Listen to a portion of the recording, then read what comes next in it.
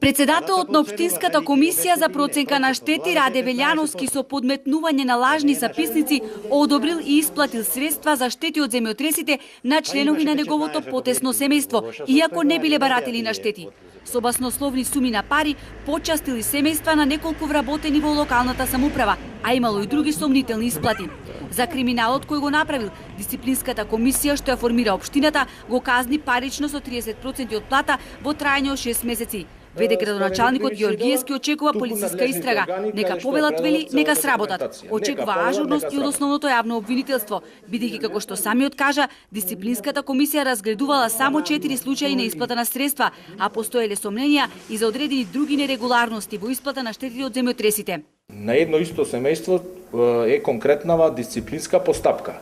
Додека има на основните индици на злоупотреба се, и тоа е наведено во моето барање за постапување, поради тоа што има суми на исплата од 20, 30, 40 па и 60 илјади денари, има вработени во општината кои што се исплатени по однос на штети од земјотрес.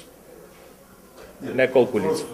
Вкупните штети од земјотресите во 2017 година беа проценети на 58 милиони денари. До Општинската комисија беа поднесени 854 барања. Исплатата на штети доцнеше со месеци, а голем број граѓани се уште немаат добиено ни денар. Криминалот за начинот на кој се делат општинските пари за исплаќање на штети од земјотресите го обелодени ВМРО ДПМНЕ.